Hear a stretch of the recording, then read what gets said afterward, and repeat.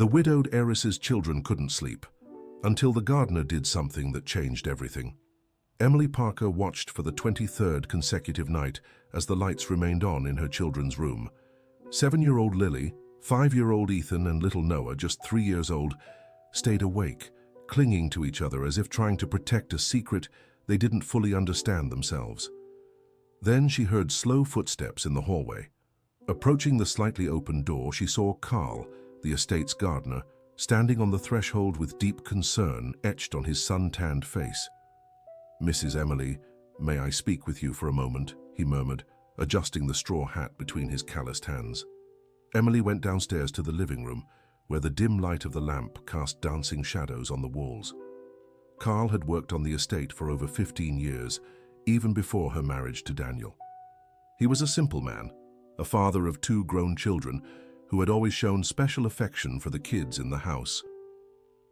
"I don't mean to interfere, Mrs. Emily, but—" He hesitated, running a hand through his graying hair. "The children haven't been sleeping since Mr. Daniel left, have they?" Emily's heart clenched. Daniel had left nearly a month ago on one of his business trips, promising to return in a week, but this time was different. He didn't call, didn't send messages. He simply vanished as if he'd never existed. "Carl, I don't know what to do anymore," her voice cracked. "I've called doctors, psychologists, tried everything. They just can't sleep." The gardener stepped closer, his brown eyes reflecting the wisdom of years spent tending the land and observing life's cycles. "Mrs. Emily, I may be wrong, but I have a feeling the children know something you think they don't." A shiver ran down Emily's spine. How could Carl suspect? She had been so careful to hide the truth from them. Daniel wasn't just traveling. He had run away, leaving behind a mountain of debt and a family that had blindly trusted him. "I don't understand what you mean," she lied, averting her gaze.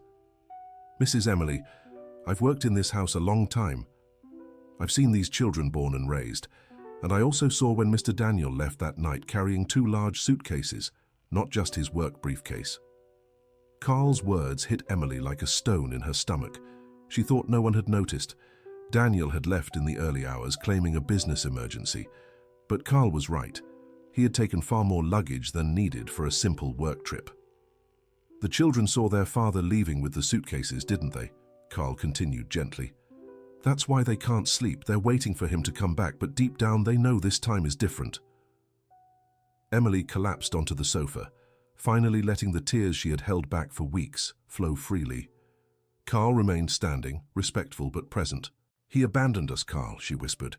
"Daniel ran away because of huge debts I didn't even know existed. He left us here with no explanation, no money, nothing." The gardener sat in the armchair across from her, keeping a respectful distance but offering his presence as comfort. "And the children know this?" "Not everything, but—" Emily wiped her nose with a handkerchief. "Lily is very sharp. She overheard some of my phone calls. Ethan notices when I pretend everything's fine. And little Noah just knows Daddy left and isn't coming back." Dear listener, if you're enjoying the story, don't forget to like and especially subscribe to the channel. It helps us a lot as we're just starting out. Now, continuing. Carl remained silent for a few moments, processing the information. His rough hands nervously worked the straw hat as he thought. "Mrs. Emily, may I ask you something? Do you plan to tell them the truth? How can I tell 3 small children that their father abandoned us because he was drowning in debt? How do I explain that we might lose the house, that I may have to put them in public school because I can no longer afford private school?" "Perhaps the truth is exactly what they need to hear," Carl suggested calmly. "Not all at once, but enough so they understand it's not their fault their father isn't coming back." Emily looked at the gardener in surprise. Amid all the chaos in her life, she hadn't considered that her children might be blaming themselves for their father's absence. "Do you really think they believe they did something wrong?" "Mrs. Emily, I have 2 children. When my wife got sick and had to go to the hospital in New York for 3 months, my Jimmy, who was Ethan's age at the time, stopped eating. He thought if he behaved better, if he was a more obedient boy, his mother would come home sooner." The comparison hit Emily like a punch to the gut. She had been so focused on shielding her children from the painful truth that she hadn't realized they might be crafting even more painful versions of reality on their own. "What did you do with your son?" "I told him his mother was sick, that she needed special treatment, but that it wasn't his fault. I explained that sometimes bad things happen to good people, but that doesn't mean anyone did anything wrong." Emily stood and walked to the window, gazing at the garden Carl tended with such care.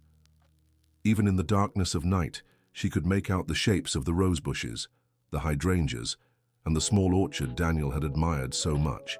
The irony that the man who ran away had left behind so much beauty, cultivated by Carl's hard-working hands. "Carl, may I ask you a personal question?" "Of course, Mrs. Emily. Why do you care so much about this? I mean, it's not your responsibility to worry about my children." Carl smiled sadly, his eyes fixed on the ground. "Because when I was a child, my father left too. Only, no one ever explained anything to me. I spent years thinking it was my fault, that if I'd been a better son, he would have stayed." The revelation caught Emily off guard. In 15 years of knowing him, Carl had never mentioned his childhood or spoken about his father. "I'm so sorry, Carl, I didn't know." "It's all right, Mrs. Emily, it was a long time ago, but I learned something important from it. A child who doesn't understand what's happening will make up explanations, and usually those explanations are worse than the truth." They were interrupted by a noise from upstairs, small footsteps descending the stairs, followed by childish whispers. Emily and Carl exchanged glances, and she signaled for him to stay quiet. Lily appeared in the living room, her curly hair tousled and her eyes swollen with exhaustion. She wore a light blue pajama set that was already getting too small for her, clutching a worn-out teddy bear. "Mommy, Ethan isn't feeling well," she said, her voice hoarse from sleep. Emily rushed upstairs, followed by Carl, who instinctively worried for the child. They found Ethan sitting on the bed, breathing rapidly, his face pale. "Sweetheart, what's wrong?" Emily knelt beside the bed. "My chest hurts, Mommy, and I can't stop thinking about Daddy." Carl approached slowly, careful not to startle the boy. "Ethan, do you remember me? I'm Carl, the one who takes care of the garden." The boy nodded, still struggling to breathe. "Do you want me to tell you a secret?" Carl sat on the edge of the bed. Ethan looked at his mother, who nodded encouragingly. "When I was your age, my chest sometimes hurt like that too. Do you know why that happens?" "Why?" Ethan asked with childlike curiosity. "Because sometimes our heart gets so worried about something that it forgets to beat the right way. It's like it gets confused." "Is my heart confused?" "I think so. Are you worried about something?" Ethan glanced at Lily, who had sat on the other bed with little Noah, who had woken up from the commotion. The girl gave a slight nod, as if giving her brother permission to speak. "Carl, did Daddy leave because we were bad?" The question came out with such painful sincerity that it shattered Emily's heart. She was about to answer when Carl gently raised his hand, asking permission to continue. "Ethan, can I tell you and your siblings a story?" The three children moved closer, forming a small circle around Carl. Emily remained standing, watching intently. "Once upon a time there was a very beautiful garden, full of colorful flowers and fruit trees. In this garden lived three very special little seedlings, a rose, a sunflower, and a violet." "Like us?" Noah asked, pointing to himself and his siblings. "Exactly like you," Carl smiled. "One day the gardener who took care of them had to go far away. The three seedlings became very sad and started to think maybe they hadn't grown right, that maybe they weren't pretty enough for the gardener to stay." "Was it true?" Lily asked, already sensing the answer. "No, it wasn't. The gardener had to leave for reasons that had nothing to do with the flowers. He had his own problems, grown-up things the little seedlings couldn't understand or fix." "But were they left alone?" Ethan wanted to know. "No, because there was another gardener in the garden who had always been there, but the seedlings never really noticed.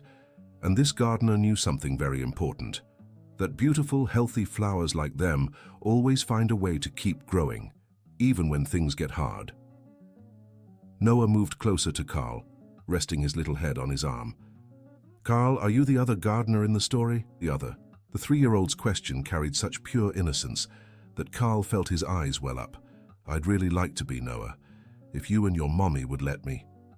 Emily finally found her voice, stepping closer to the group. Kids, Carl is right. Daddy had to leave, but it wasn't because of you. You're wonderful children, and any father should be proud to have kids like you. But why doesn't he call? Why doesn't he talk to us? Lily asked with the insight of an older child. Emily took a deep breath, trying to find words that were honest but age-appropriate. Sometimes grown-ups make choices we can't understand. Daddy is going through very big problems, and he thought it was better to leave and solve them away from you. Is he coming back? Ethan asked. I don't know, sweetheart. But I do know one thing. I'm here, and I'm never leaving. And Carl is here too, taking care of all of us. Carl looked at Emily with gratitude, realizing she had subtly but clearly accepted his offer of help. Kids, would you like to do something special with me tomorrow? He asked. What? The 3 chimed in unison. Let's plant a new garden just for you, a place where you can take care of the plants and talk to them whenever you're worried or sad. Do plants listen? Noah asked, wide-eyed. Oh yes, plants are excellent listeners. They never judge, never get angry, and always grow more beautiful when they know someone cares for them.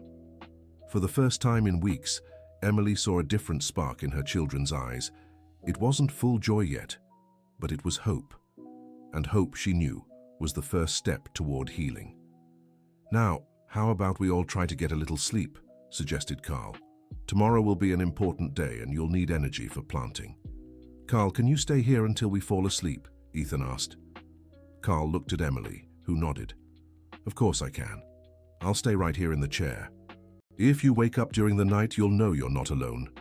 And so, for the first time since Daniel's departure, the 3 children settled into their beds without protest. Carl took his place in the chair between the beds, and Emily brought him a blanket. Carl, I don't know how to thank you, she whispered. No need to thank me, Mrs. Parker. Tomorrow, we'll start a new chapter for all of us. As the children finally drifted off to sleep, Emily went down to the kitchen to make some tea. For the first time in weeks, she felt there might be light at the end of the tunnel. It wouldn't be easy, she knew, but at least now she wasn't alone on this journey. The next day, Carl arrived early, bringing seeds, small tools suited for children, and 3 colorful little watering cans. The children woke up earlier than usual, excited about the project. Good morning, junior gardeners, he greeted cheerfully. Carl, what kind of flowers are we going to plant? Lily asked, examining the seed packets. We'll choose together. Each of you will have your own little plot and can plant whatever you like. They spent the morning preparing the soil in a sunny corner of the garden. Carl taught the children about the earth, how roots grow, the importance of water and sunlight. Most importantly, he taught them about patience. Planting is an act of faith, he explained, as Ethan carefully placed sunflower seeds into the soil. We plant today hoping to see the flower tomorrow, but knowing it might take weeks or months. Like when we wait for someone to come back? Lily asked insightfully. Yes, but with one important difference. When we plant a seed, we know that if we care for it properly, it will grow. But when we wait for people, sometimes they choose not to return, and that's not our fault. Noah, who had chosen to plant violets, looked at Carl seriously. Carl, if the violets don't grow, will it be my fault? No, Noah. If they don't grow, it could be for many reasons: bad soil, too little water, too much sun, too little sun, pests. But it's never the fault of the one who planted with love and care. The lesson didn't go unnoticed by Emily, who watched the scene from the kitchen window. Carl was using gardening to teach her children about responsibility without blame, about care without control, about hope without expectation. During lunch, the children chatted excitedly about their plants. For the first time in weeks, the table wasn't weighed down by the absence of Daniel. Mom, do you think Dad would like our garden? Ethan asked innocently. Emily felt the familiar tightness in her chest, but this time she managed to answer more calmly. I think so, Ethan. Your father always loved flowers. When he comes back, we'll show him, Noah said with childhood conviction. Carl gently intervened. Noah, remember what we talked about yesterday? Sometimes people don't come back, and that's not our fault. But our garden will still be here, beautiful and fragrant, no matter what happens. That afternoon, as the children napped for the first time in weeks, exhausted from the morning's physical work, Carl and Emily sat on the porch to talk. "Carl, I need to be honest with you about our financial situation," Emily began. "Daniel left behind a lot of debt. I don't know if I can keep this house much longer." Carl nodded without showing surprise. "Mrs. Parker, may I make a suggestion?" "Of course. What if we turned part of this estate into something that generates income? The garden is large, the soil is good, we could plant crops to sell. Do you think it would work?" "I'm sure of it. I've known this land for 15 years. I know exactly what grows well here. And besides," he paused, "the kids could help. It'll be therapeutic for them to have a project, a responsibility, something to focus on besides their father's absence." Emily considered the proposal. It made sense. The estate had a vast plot of land Daniel always wanted to use for building a pool, but now it could serve a more practical purpose. "What do you suggest we plant? Vegetables, herbs, some flowers to sell in bouquets. I can talk to a few contacts of mine who supply restaurants and markets in the area." "And how much would you charge to manage this?" Carl seemed uncomfortable with the question. "Mrs. Parker, I don't want anything beyond my regular salary. This house has been my family for 15 years. If I can help you stay here, that's what I want to do." Carl's generosity moved Emily deeply. At a time when she had lost faith in human kindness because of her husband's betrayal, here was a man offering selfless help. "Carl, why are you doing this?" He looked toward the horizon where the sun was beginning to set. "Because when my father left, no one helped my mother. She had to work 3 jobs just to support us. I saw how much she suffered, how much we all suffered. If I can keep other kids from going through that, you have your own family to care for.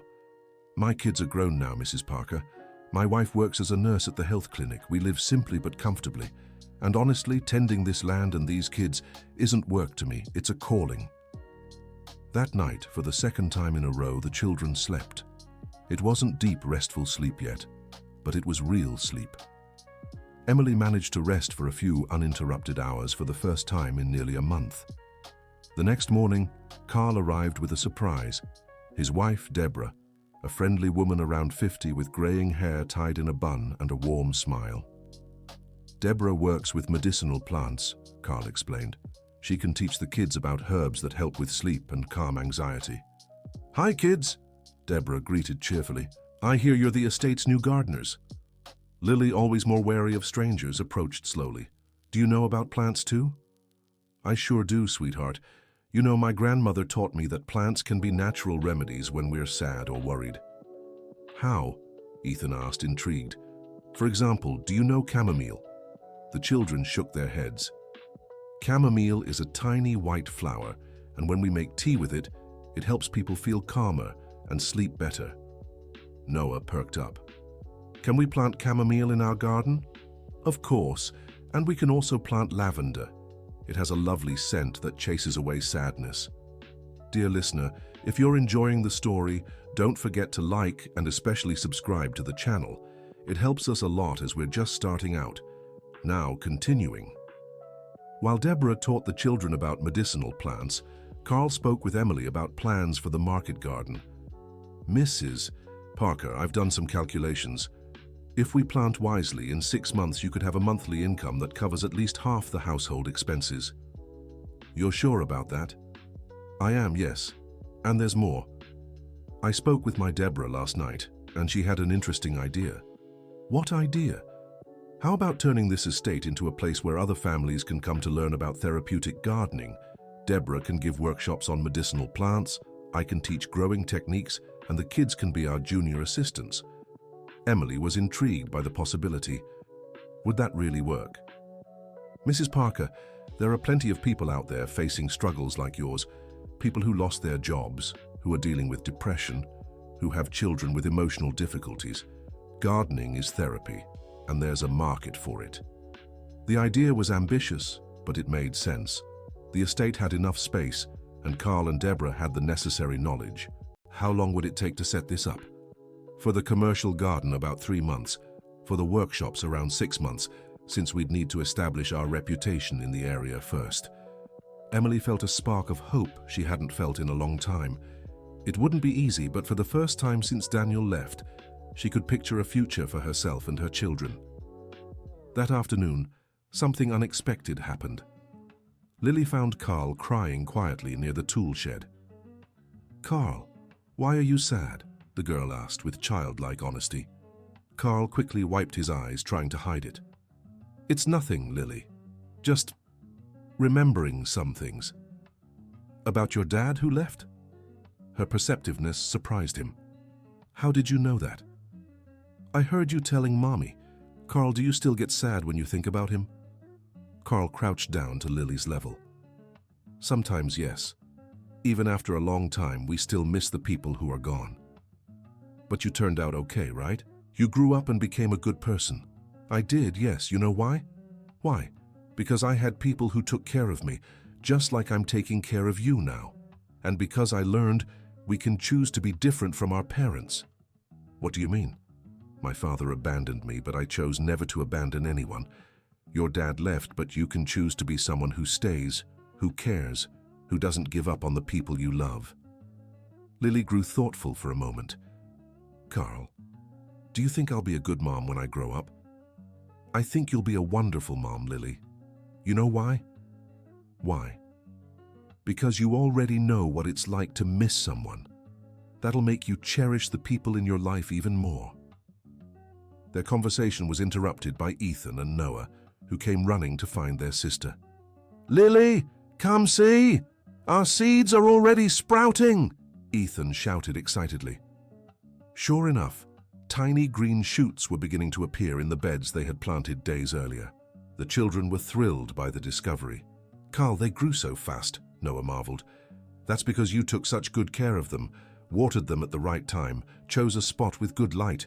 When we care for things with love, they respond." "It's like they know we like them?" Lily asked. "Exactly. Plants feel our love and care." That night, something special happened. For the first time since their father left, all 3 children slept through the entire night. Not just a few hours, but a full, restful night. Emily woke up startled when she realized it was past 8 in the morning and none of the children had come to her room during the night. She rushed to check on them and found them sound asleep, peaceful expressions on their little faces. When she went downstairs to the kitchen, she found Carl making coffee. "Good morning, Mrs. Emily. Did the children sleep well?" "Carl, they slept through the night," she said, hardly believing her own words. "That's wonderful. The land has that power. When we work on it, it tires us in a good way, a kind of tiredness that brings peace. Do you think it's working? This whole garden project, the medicinal plants. Mrs. Emily, can I tell you something?" "Of course." "I think the children are healing because they finally have something to care for, instead of just worrying about things they can't control." Carl's observation was deep and true. Emily realized he was right. For weeks, she and the children had been obsessed with Daniel's return, something completely beyond their control. Now, tending to the plants, they had something concrete to focus their energy on. "Carl, can I ask you a personal question?" "Go ahead." "Have you ever wanted to look for your father, to know where he is, how he's doing?" Carl took a sip of coffee before answering. "Yes, I have. When I turned 18, I tried to find him. I discovered he had started a new family in another state." "And how did that make you feel?" "At first I was furious, then sad. After that I realized his life had moved on just as mine had to." "Did you ever speak to him?" "No. I realized I was looking for something he couldn't give me, an explanation that made sense, an apology that would change the past. But none of that would change the fact that I grew up without a father and still became a good man." "You don't feel angry at him anymore?" "Not anymore. You know why? Because I chose to use my experience to help others. The pain he caused me turned into compassion for others, and that gave me a purpose far greater than any explanation he could have offered." Emily was struck by Carl's wisdom and emotional maturity.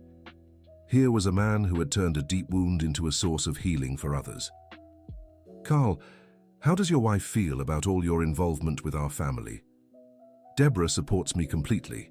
In fact, she was the one who encouraged me to offer more help when she saw how much the children were suffering. Why? Because Deborah went through something similar. Her first husband left her and our stepdaughter when the girl was 5. Deborah knows what it's like to be a single mother without support. Wait, Deborah isn't the mother of your children. No, she's my second wife. My kids are from my first marriage. Deborah raised her daughter alone for 10 years before we met. Then we got married and blended our family. Emily realized she had misjudged the situation. Carl and Deborah had far more experience with blended families and difficult circumstances than she'd imagined. So you know exactly what we're going through. We do, and we also know it's possible to come out of this stronger and more united. The children woke up gradually and came down for breakfast with an energy Emily hadn't seen in weeks. They chatted excitedly about their dreams, normal childhood dreams, not nightmares about their father, and made plans to tend to the plants that day. Mom, can we plant more things today? Ethan asked. Of course, sweetheart. What would you like to plant? I want to plant something that gives us food, Lily said practically. That way we can eat and sell it too. That's a great idea, Lily, Carl praised. How about cherry tomatoes? They grow fast and taste delicious. And I want to plant pretty flowers to give you as a gift, Mom, Noah said tenderly. Emily felt her heart swell with emotion. Her youngest, just 3 years old, was already thinking of taking care of her. What kind of flowers, sweetheart? Yellow ones because you like yellow. It was true. Yellow had always been Emily's favorite color, and Noah had noticed even at his young age. Then let's plant small sunflowers, Carl suggested. They're cheerful and easy to care for. After breakfast, while the children got ready for their day of gardening, Emily had a private conversation with Carl. Carl, I need to tell you something. Yesterday I got a call from the lawyer. About Mr. Daniel? Yes. He wants a divorce. He sent the papers by mail already signed on his end. Carl stayed silent, waiting for her to continue. You know what hurts me the most about all this? It's not even that he left. It's the cowardice. 15 years of marriage, 3 kids, and he can't even talk to me in person. Mrs. Parker, can I say something that might sound harsh? Go ahead. Sometimes when people do really wrong things, they know they can't look the person they hurt in the eye. His cowardice isn't about you, it's about him not being able to face his own conscience. Do you think he feels remorse? I think he probably does, but that doesn't change anything for you. What matters is what you all do from here on out. Carl, I'm afraid to sign the papers. It feels like I'm giving up on our family for good. Mrs. Parker, family isn't just husband and wife. Family is who's here, taking care of each other, growing together. You and these kids are a complete family, with or without Mr. Daniel. But what if the kids blame me for accepting the divorce? They'll understand when they're older. And besides, you'll explain to them that sometimes you have to accept the end of one chapter to start a new one. Like your plants? Exactly. Sometimes a plant dies, but its seeds give life to new, stronger ones. That afternoon, Emily made an important decision. She called the children for a serious talk. Kids, I need to tell you something important. The 3 children sat on the couch, listening carefully. Daddy sent some papers to Mommy. He wants a divorce. Lily, who had already suspected something like this, simply nodded. Ethan looked confused. What's a divorce? He asked. It's when Daddy and Mommy aren't married anymore, but they'll always be your parents. Daddy won't be our dad anymore, Noah asked worriedly. He'll always be your dad, sweetheart, but he won't live here with us anymore. We already knew that, Lily said with the forced maturity of the situation. I wasn't living here anyway. That's true, Lily. The difference is that now it's official. He won't be coming back home. Ethan started crying softly. Mommy, was it our fault? No, my love. It wasn't anyone's fault. Daddy made an adult decision for his own reasons, and they have nothing to do with you. Mommy, will we have to leave our house? Lily asked with practical concern. I don't know yet, honey. But if we do, we'll find a good place to live. And the most important thing is, we'll stay together. Noah moved closer to Emily and climbed into her lap. Mommy, you won't leave too, right? Never, sweetheart. I'll never abandon you. We're a team, and teams stick together. And will Carl stay with us? Ethan asked. If he wants to, yes. Carl has been a great friend to our family. I want him to stay, Noah declared. He knows about plants and tells nice stories. Me too, Ethan agreed. Lily was thoughtful for a moment before speaking. Mommy, if Daddy doesn't want to be part of our family anymore, then we can choose who we want, right? What do you mean, honey? We can choose Carl to be part of our family, not as a dad because we already have a dad, but like a special uncle who lives nearby and takes care of us. The emotional depth of Lily's suggestion surprised Emily. The girl had found a way to cope with abandonment by turning it into an opportunity to create new bonds. Do you think Carl would want to be part of our family? Let's ask him, Ethan suggested excitedly. They found Carl in the garden, watering the new plants. When the children told him about the conversation and Lily's proposal, he was visibly moved. Are you sure you want an old gardener as part of your family? He asked with a watery smile. You're not old, Noah protested, and you're the best gardener in the world. Then I accept with great pride, Carl replied, hugging all three children. Emily watched the scene with a full heart. Amid the destruction caused by Daniel's departure, something new and beautiful was blooming.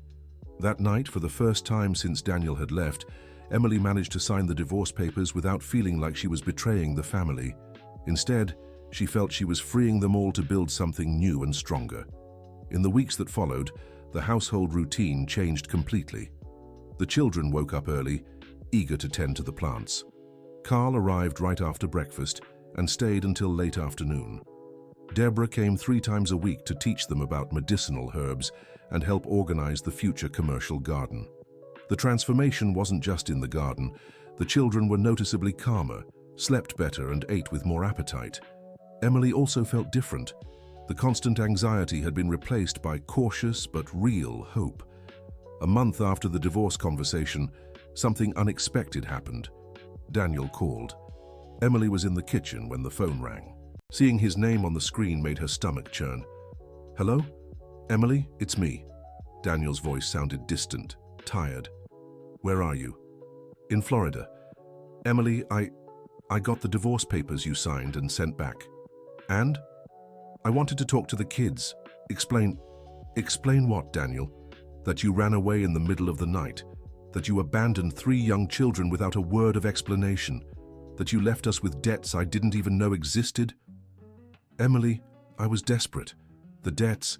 I lost a lot of money in bad investments. I couldn't tell you, couldn't disappoint you and the kids. So you chose to abandon us instead. I thought it would be better this way, that you'd be better off without me. Daniel, you know that's a lie. You ran because you didn't have the courage to face the consequences of your mistakes. There was a long silence on the other end of the line. You're right, he finally admitted. I was a coward. But now I want to talk to my kids. They're not just your kids anymore, Daniel. They're kids you abandoned. Please, Emily, just a few minutes on the phone. Emily looked out the window and saw the children in the garden with Carl laughing as they picked cherry tomatoes.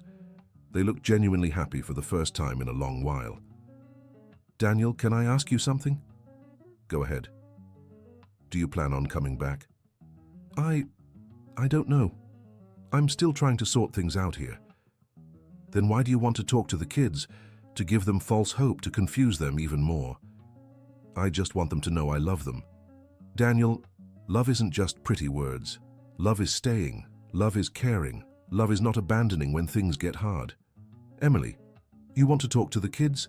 Then first you need to decide whether you'll take responsibility for being their father or give up for good. Because they're healing, Daniel. They're learning to live without you. And I won't let you destroy that progress with empty promises. How are they? Emily looked back at the garden. Noah was proudly showing Carl a flower that had just bloomed. Ethan was helping Deborah pick herbs. Lily was arranging the tomatoes in small baskets to sell at the local market. They're doing well, better than I expected. They found people who truly care about them. What people? People who stay, Daniel. People who don't run away when things get tough.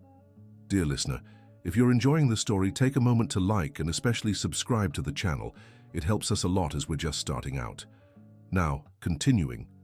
Emily, I made a terrible mistake. I know that. But they're my children. Were. Now they have father figures who truly deserve that title. What are you talking about? Carl, our gardener, has been more of a father to them these past few weeks than you've been in all the years you lived here. Daniel fell silent, processing the information.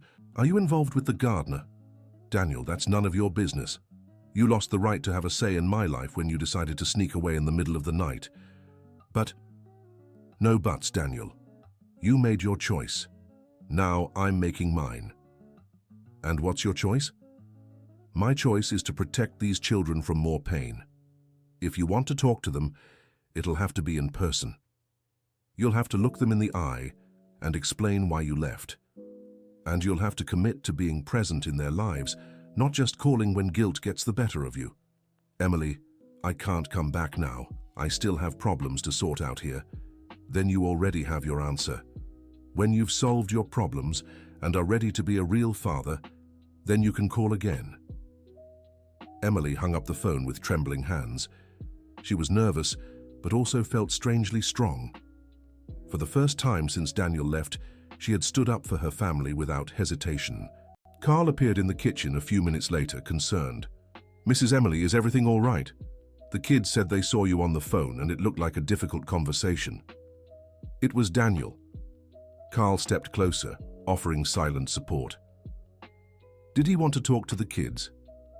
He did, but I told him if he wants to speak with them, it'll have to be in person, and he'll have to be ready to take responsibility, not just make occasional calls when he feels guilty.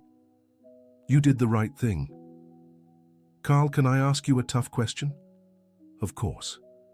If Daniel really comes back, decides to take responsibility, and wants to rebuild the family, would you step aside? Carl thought for a moment before answering. Mrs. Emily, my goal has always been the children's well-being. If Mr. Daniel truly comes back, committed to being a good father, I'd be happy for them. I'd still be the gardener and family friend, but I'd respect his place as their dad. And if he doesn't come back, if he doesn't, I'll stay here as long as you all need me. Carl's answer showed a maturity and selflessness that impressed Emily. He genuinely cared about the children's happiness above any personal interest. Carl, the kids have grown very attached to you. If you leave their lives, it'll hurt them deeply. I know, that's why I don't plan on leaving unless it's what's best for them. And if I ever have to go, it'll be gradual. Preparing them for it, never abandoning them out of the blue. How can you be so sure about this? Because I know what it's like to be left without an explanation. I'd never do that to a child. That night, Emily talked to the kids about their father's call. She was honest, but careful. Kids, your dad called today. The 3 children stopped eating and paid attention. Is he coming back? Ethan asked. He didn't say he's coming back. He said he wanted to talk to you on the phone. And you let him? Lily asked. I didn't. Why not? Noah wanted to know. Because I think if Daddy wants to talk to you, he needs to come here in person. Talking on the phone is too easy. Anyone can call and say pretty words. But coming here, looking you in the eyes, that's different. Do you think he'll come? Ethan asked. I don't know, sweetheart, but until he does, we'll keep taking care of our lives, our plants, and our family. Is our family just you, me, Ethan, Noah, Carl, and Deborah? Lily asked. If you want it to be, then yes. I do, Noah said immediately. Me too, Ethan agreed. I want that too, Lily added. But Mommy, if Daddy comes and wants to come back, what will happen? The girl's question was complex and deserved a careful answer. If Daddy comes and truly wants to be your father, we'll talk and figure out how to make it work. But he'll have to prove he won't abandon you again. How can he prove that? Ethan asked. By staying, by caring, by doing what parents do, being there when you need him. Like Carl does? Noah observed. Exactly like Carl does. That night, for the first time since Daniel's call, Emily slept peacefully. She had made the right decisions to protect her children, and that gave her peace. The following days passed normally. The kids continued their activities in the garden, the commercial vegetable patch began taking shape, and Deborah started her first workshops on medicinal plants for interested neighbors. A week after Daniel's call, something unexpected happened. Emily was organizing the finances when she noticed money missing from the bank account. A lot of money. She checked the statement several times, but there was no doubt. Someone had withdrawn a significant amount from the account that supposedly only she had access to. With her heart racing, she called the bank. "Mrs. Parker, I can confirm there was a withdrawal yesterday for $15,000. But that's impossible. Only I have access to this account." "Actually, ma'am, it shows here that Mr. Daniel Parker also has power of attorney over this account." Emily felt the world spin. Daniel had stolen the money she had saved for the household's basic expenses. When Carl arrived for work that morning, he found Emily crying in the kitchen. "Mrs. Parker, what happened?" Through tears, she told him about the unauthorized withdrawal. "Daniel took almost all the money I had saved. It was for the kids' school, health insurance, the household bills." Carl sat beside her offering a handkerchief. "How much is left?" "A little over $1,000. It won't even last the month." "Mrs. Parker, can you revoke his power of attorney at the bank?" "I can, but the money he took is already gone, and I don't know how to explain this to the kids." "You don't have to explain right now.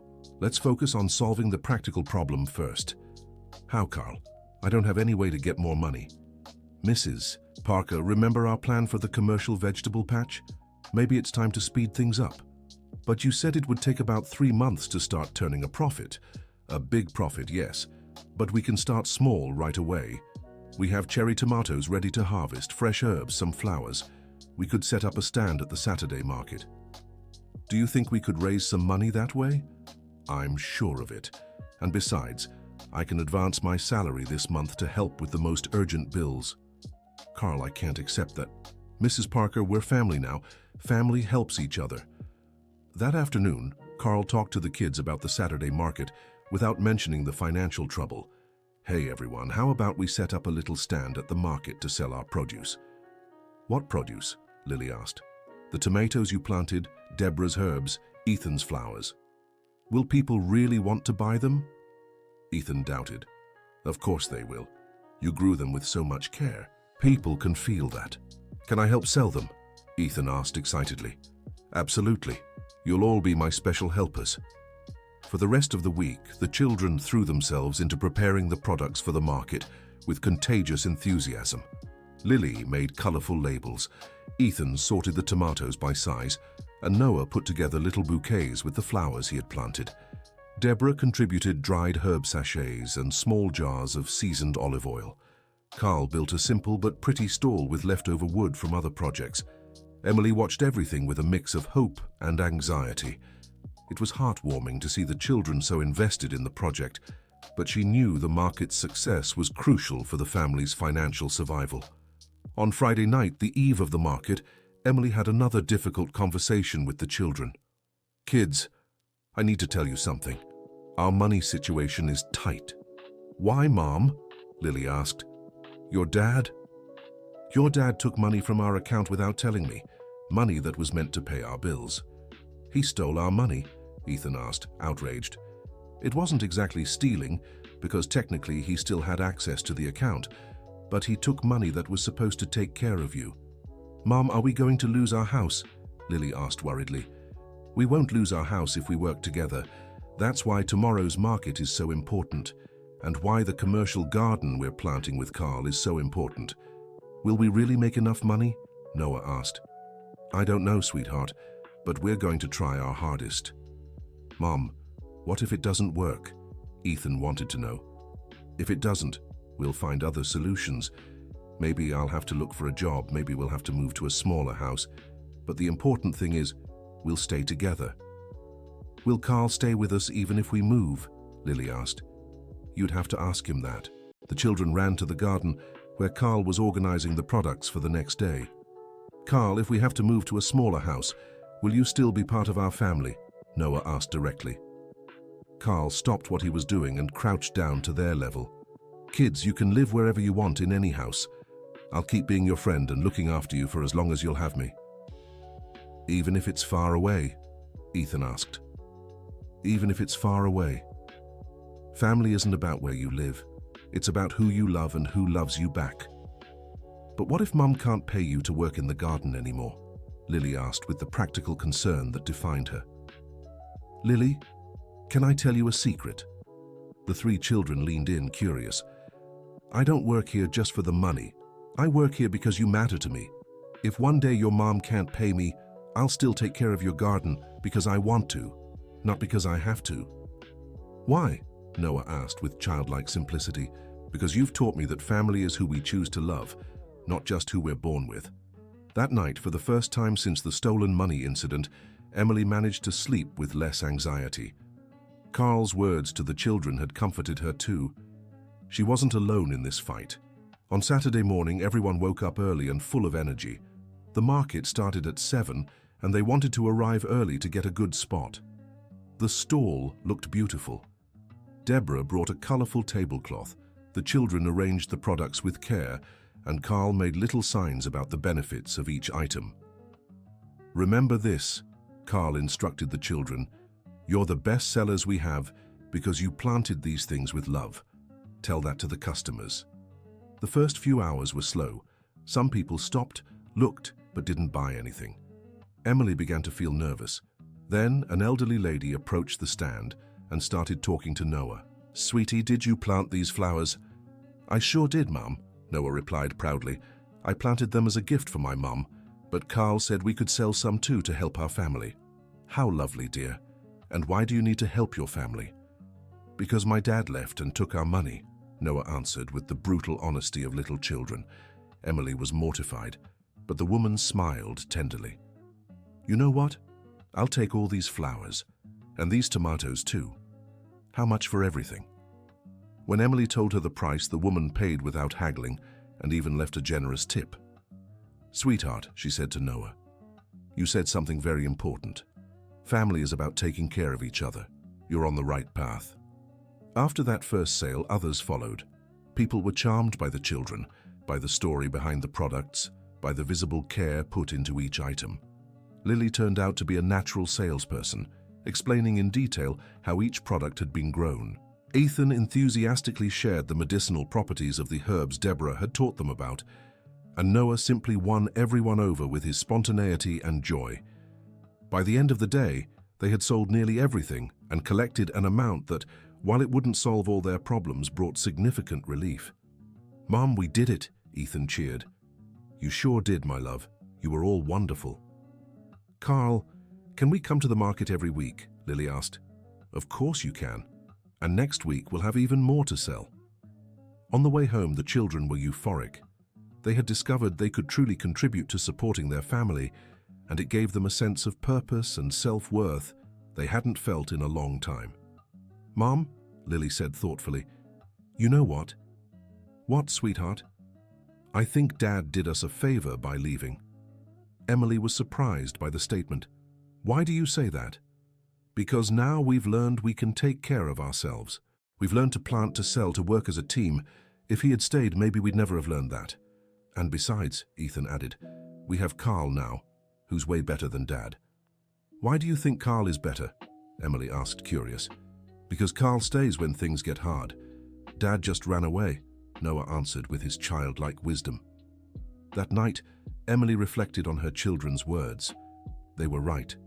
Adversity had revealed strengths none of them knew they had, and it had brought genuinely good people into their lives like Carl and Deborah. In the weeks that followed, the market routine became established. Every Saturday, the family set up their stand and sold their garden's produce. Sales grew gradually as a loyal customer base formed. Carl expanded the planting, Deborah increased her production of medicinal herbs, and the children became little customer service experts. 3 months after their first market, something unexpected happened. Daniel showed up at the estate. Emily was in the garden with the children when she saw an unfamiliar car parking at the entrance.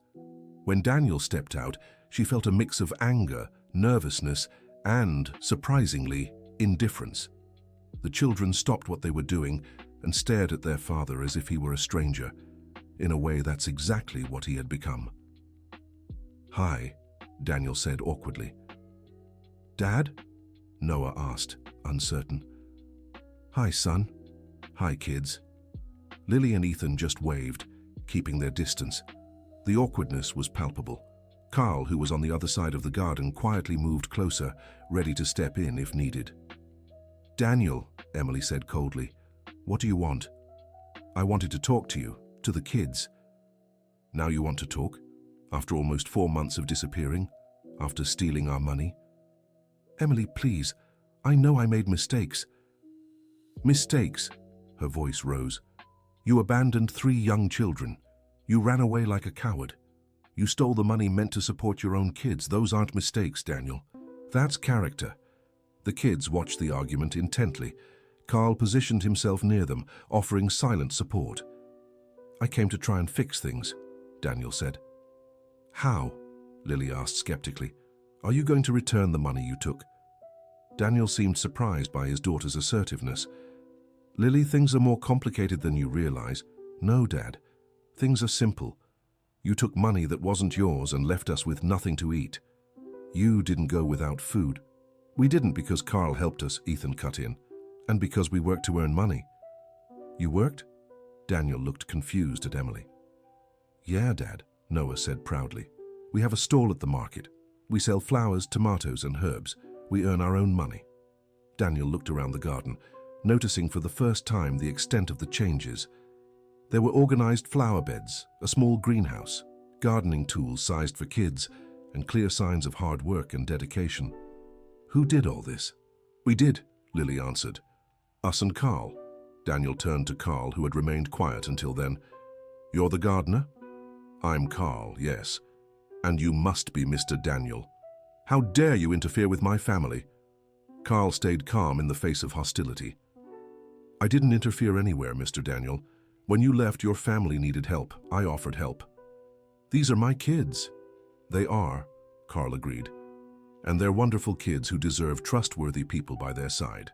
"Are you implying I'm not trustworthy?" "I don't need to imply anything. The facts speak for themselves." Daniel turned to Emily, furious. "Emily, are you going to let an employee talk to me like this?" "Daniel," Emily said with a calm that surprised her, "Carl isn't just an employee anymore. He's part of our family, and he has every right to stand up for the kids he helped care for when you abandoned them." "I didn't abandon anyone. I left to sort out financial problems, and for 4 months without a word?" "Taking the money meant to care for them." Emily's voice grew louder. "Daniel, you can lie to yourself, but don't lie to them." Lily stepped closer to her mother and took her hand. "Mom, you don't have to fight for us." "What do you mean, sweetheart?" "We don't need Dad anymore. We have you, we have Carl, we have Deborah. We're fine." The 7-year-old's words hit Daniel like a punch to the gut. "Lily, I'm your father." "A father is someone who takes care of you," Ethan said, echoing a phrase he'd learned from Carl. "You didn't take care of us?" "You can't keep me from seeing my kids," Daniel threatened. "No one's keeping you," Emily replied. "But they have the right to choose whether they want a relationship with you, and from what I see, they've already made their choice." Daniel looked at the 3 kids, hoping for some sign they still wanted him around. But what he saw were children who had learned to live without him, and were just fine that way. "I came here to say I've sorted out my financial problems. I can come back home." "This is no longer your home," Emily said firmly, "and we are no longer your family. You lost that right when you chose to run away." "Emily, please, I made a mistake, but I can fix it." "How do you plan to fix the trauma you caused these children? How will you fix the nights they spent awake, wondering if they did something wrong? How will you fix their insecurity, their fear of abandonment?" Daniel had no answer to these questions. I can try." "Daniel," Carl intervened respectfully, "may I ask you something?" Daniel nodded reluctantly. "Why did you really come here today?" "What do you mean?" "Did you come because you want to be a father to these children? Or did you come because you feel guilty and want to ease your conscience?" The question was direct and unsettling. "I want to be a father to my children." Being a father isn't a title, Mr. Daniel. It's a daily action. It's being there in the hard moments, taking care of them when they're sick, teaching them when they have doubts, comforting them when they're sad. Are you ready for that? Of course I am. Then why didn't you do it before? Why, when things got hard, was your first reaction to run away? Daniel began to lose patience. You have no right to question me like this. I don't have the right to question you, Carl agreed, but they have the right to ask these questions before trusting you again. Noah, who had been quiet, approached Daniel. Daddy, are you leaving again? The 3-year-old's question, asked with heartbreaking innocence, shattered everyone present. Daniel knelt to meet his son's height. No, my boy, Daddy isn't leaving anymore. Do you promise? Daniel hesitated. In that split second of hesitation, everyone understood he wasn't sure of his own answer. I'll try really hard not to leave again. But you're not sure, Lily observed with the sharpness that set her apart. Lily, things are complicated.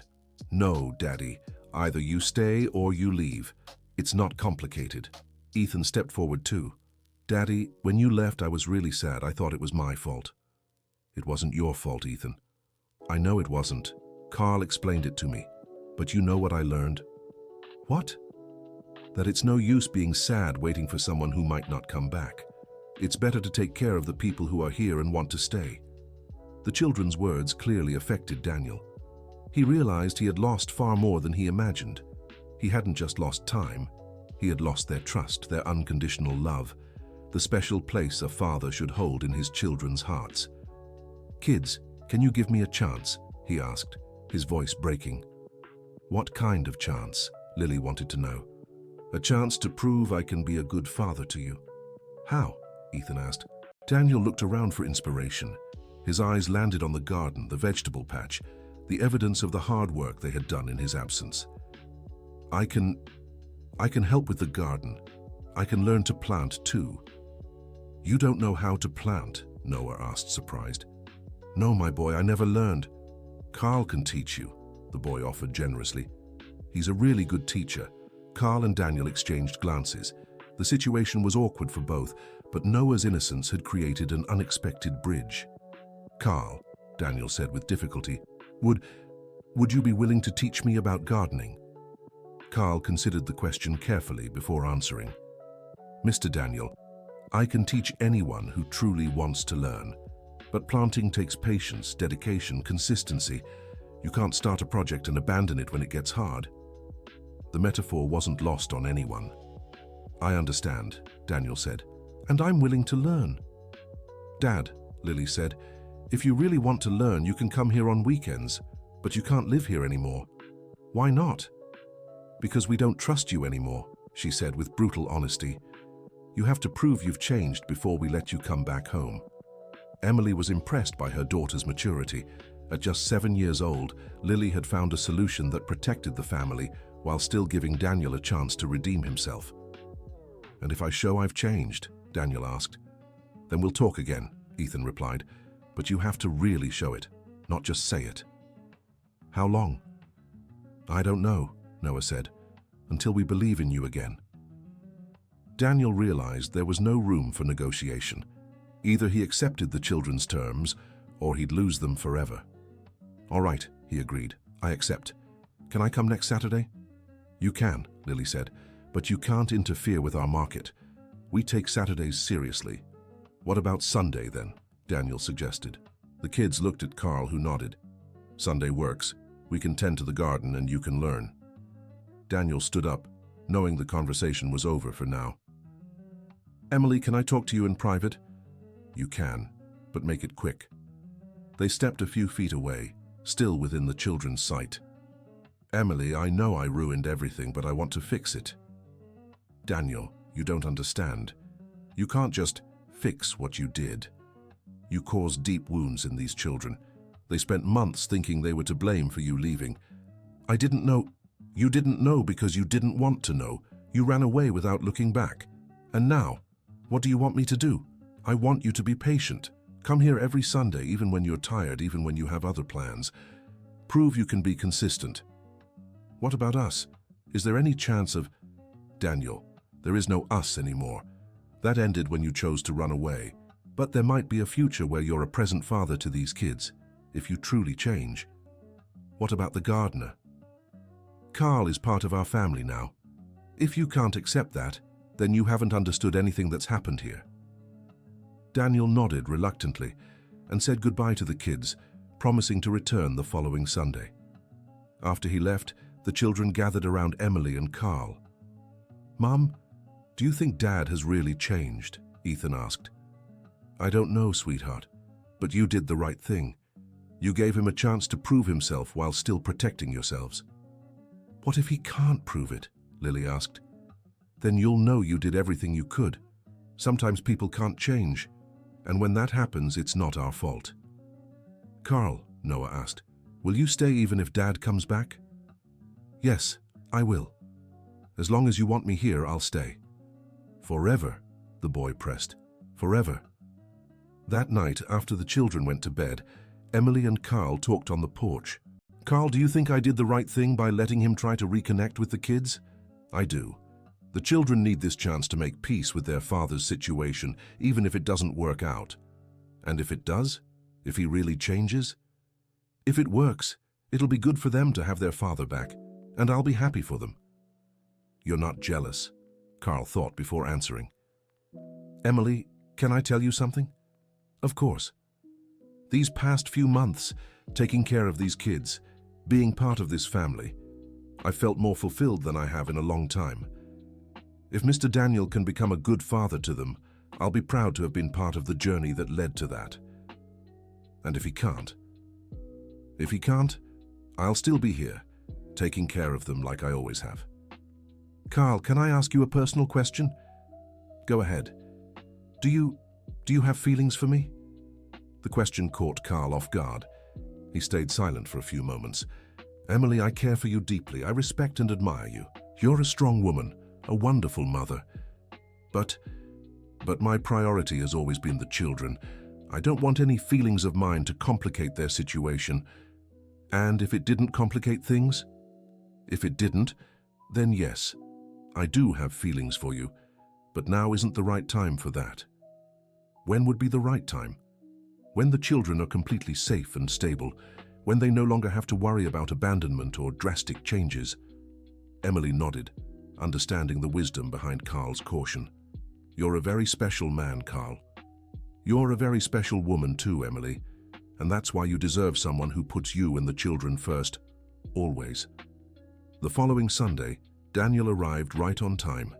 He wore clothes suitable for working in the dirt and brought his own gloves and tools. "Good morning," he greeted politely. "Good morning, Dad," the children replied, still a little hesitant, but willing to give him a chance. Carl organized the day's tasks, including Daniel in the work, without making it awkward. "Mr. Daniel, today we're planting lettuce seedlings. It's a good start because lettuce is easy to care for and grows quickly." "All right. What do I need to do?" "First, we'll prepare the soil. Lily, can you show your father how we do this?" The girl taught her father how to loosen the soil, add fertilizer, and create proper furrows for the seedlings. Daniel paid attention and followed the instructions without question. Ethan and Noah helped plant the seedlings, and Daniel worked alongside them, learning about spacing, depth, and necessary care. As they worked, the children gradually relaxed and began talking more naturally with their father. "Dad, did you like planting?" Noah asked. "I did, son. It's harder than I imagined, but it's nice." "That's because you're doing it with love," Ethan explained, repeating one of Carl's lessons. "When we do things with love, they become more enjoyable." "You've learned so much these past few months," Daniel observed. "We have," Lily agreed. "We've learned to care for plants, sell at the market, and look out for each other." "And you've learned to be independent," Daniel added with a hint of sadness. "Dad, being independent is good," Ethan said. "We don't have to worry about waiting for others to solve our problems." Daniel understood that the independence the children had developed was actually a positive consequence of his absence. They had grown, matured, and become stronger. Over the following weeks, Daniel kept his promise. Every Sunday he showed up, worked in the garden, and learned from Carl and the children. Gradually, the tension eased, and a new kind of relationship began to form. Daniel was no longer the father the children expected to solve all their problems.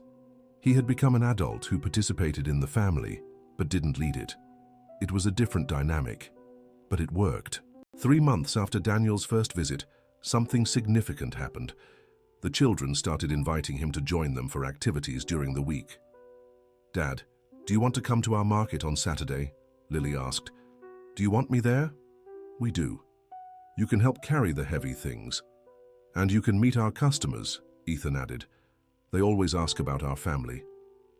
Daniel was moved by the invitation. It was the first sign that the children were truly accepting him back into their lives. On the day of the market fair, Daniel saw for the first time just how much the children had grown as little entrepreneurs. They handled customers with professionalism, knew how to give change, and explained the products with knowledge and passion. "You're amazing," he said to Emily, "and they really are. And most of the credit goes to Carl and Deborah, who taught them all this." "Emily, can I ask you something?" "Go ahead."